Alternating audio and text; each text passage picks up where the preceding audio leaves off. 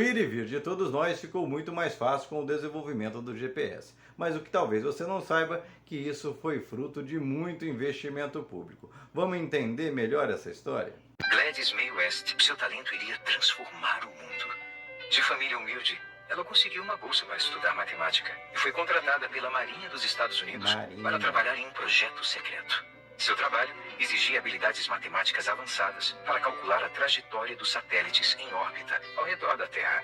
E após décadas de pesquisa, criou o Global Position System, mais conhecido como GPS. Agora pare e reflita, mesmo com todo o sacrifício pessoal envolvido, você acha mesmo que a Gladys teria conseguido chegar onde chegou e desenvolver o que desenvolveu sem investimento público para garantir bolsa de estudos para ela e depois um emprego na Marinha que oferecesse as condições para o desenvolvimento de toda essa tecnologia? E a resposta sincera é não, porque mesmo com todo o talento engendrado dentro de si, sem o investimento público que lhe garantisse o desenvolvimento, o florescer de toda essa potência, a iniciativa privada não ia pegar aquela menina camponesa que tirava boas notas em matemáticas e apostar nela durante décadas a fio. Eles não fazem isso, eles fazem o quê? O que fizeram com a descoberta dela. Pega a descoberta pronta e ganha rios e rios de dinheiro naquilo que foi desenvolvimento pessoal unido com financiamento coletivo de todos nós. Só que depois que está tudo pronto, o Estado banca, as pessoas se sacrificam para desenvolver porque tem paixão pelas coisas. Sabe o que acontece? Uma empresa, os super ricos que são vendidos como super inteligentes, se apropriam da ideia, colocam numa embalagem e todos nós pagamos para utilizar. Aí você vai falar, mas eu não pago por utilizar o GPS, é de graça. De graça nada, meu amigo. Quando você comprou o aparelho celular, já está embutido no custo do aparelho os royalties do GPS. Além disso, toda vez que você vira uma esquina, ele fala, padaria, vire na esquina que onde tem a padaria tal, onde tem a farmácia tal. Essa turma também está pagando para eles. Terceiro, toda vez que você está com o seu GPS funcionando, você está trabalhando para fornecer dados para essas empresas venderem para o setor público e outros, como por exemplo fazer gestão de trânsito, gestão de pessoas, gestão de trabalhos e outras eficiências. Agora eu te pergunto, de toda essa riqueza que está sendo gerada todo santo dia, qual a parte ficou com a desenvolvedora, com a criadora do GPS? Tem um centro de pesquisa de aprimoramento do GPS, batizado com seu nome. Pois é, ela depois de todo esse sacrifício pessoal não fica com a parte do lucro que o GPS está dando, mas fica com o nome dela num centro de pesquisa, ganha uma medalhinha, aperta a mão de um presidente e fica por isso mesmo. O povo que financiou toda essa pesquisa que custou milhões e milhões, porque não envolveu só ela, envolveu o departamento inteiro, envolveu as universidades pelas quais ela passou no mestrado, no doutorado, enfim. Envolveu toda essa cadeia para poder chegar nisso, também continua pagando para uma empresa privada que simplesmente pegou a ideia pronta, botou numa embalaginha e está ganhando dinheiro em cima. Ou seja, aquilo que deveria ser 100% voltado para a melhoria da humanidade foi embalado pelo capitalismo que se aproveita para ganhar dinheiro em cima de uma realização que seria de todos. Portanto, toda vez que você vê aquele tonto de extrema direita falando que olha, o capitalismo desenvolveu o mundo tecnológico que nós temos, fica esperto, porque não há uma só tecnologia que foi desenvolvida pelo capitalismo. O capitalismo não investe em centros de pesquisa. Quem investe são os governos através da colheita de impostos. E depois que está tudo pronto, que dinheiro que foi nosso, em vez de ser revertido em serviços para todos nós de maneira gratuita, já que fomos nós que pagamos, como por exemplo aconteceu recentemente com a vacina da Covid.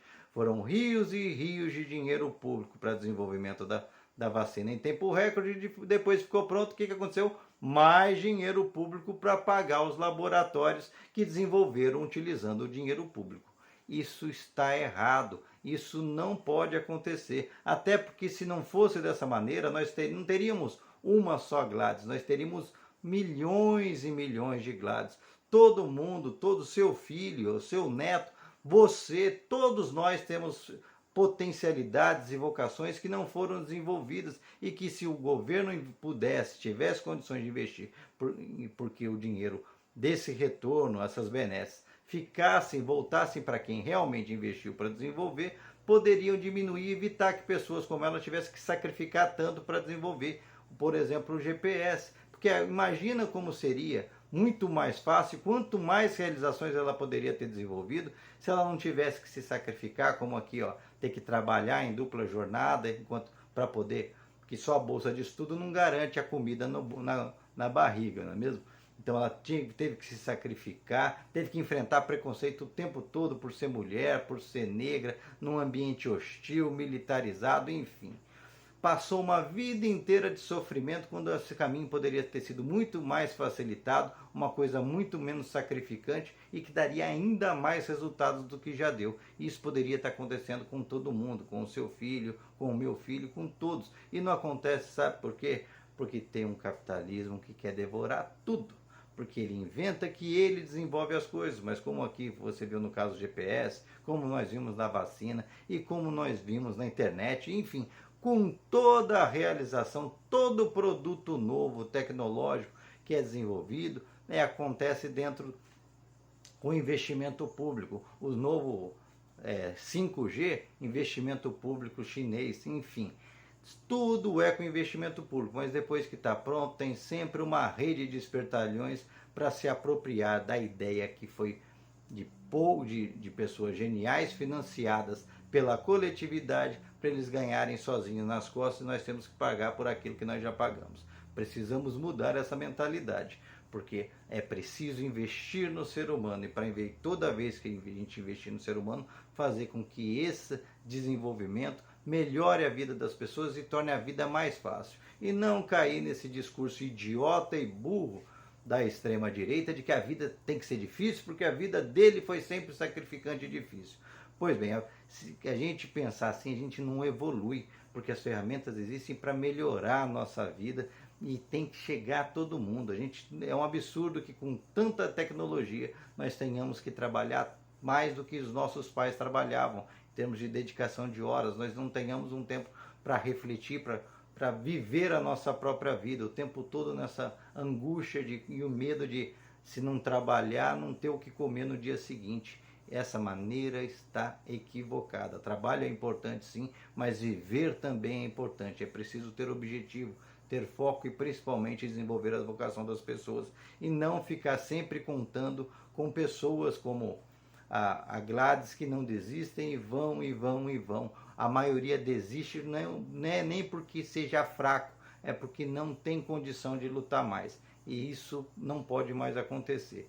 A gente tem que criar um mundo que dê oportunidades para todos poderem estudar e não essa roleta de supletivo, de vestibular e outras situações que existem para criar exclusões e criar reserva de mercado para só a classe dominante poder ser detentora de certos poderes, como acontece, por exemplo, em medicina aqui no Brasil, onde eles colocam cursos a custos proibitivos, que é justamente para só os filhos dos ricos terem acesso e criar uma reserva de mercado em cima disso, e o resultado é que a gente tem um número de médicos reduzido e médicos que não têm contato social, que não estão nem aí para o drama das pessoas que mais precisam do atendimento, porque não são pessoas que conviveram com aquele drama, não são gente como a Gladys que passou por dificuldades a vida inteira, não é aquele que viu o pai doente, viu o avô doente no sistema público de saúde, porque para ele sempre foi mais fácil, não é aquele que aprende a se solidarizar com o outro desde cedo, porque sabe que para sobreviver é preciso de interdependência. E aí, o que você achou dessa história e do quão importante seria nós investirmos não em uma pessoa, mas em todas as pessoas e fazer com que esse retorno volte para a sociedade e não para o bolso de meia dúzia de espertalhões. Deixa aqui o seu comentário, se inscreva no canal, senta o dedo para compartilhar, não esqueça de deixar seu like e vamos juntos na busca de uma sociedade melhor, igualitária, humana e para todos.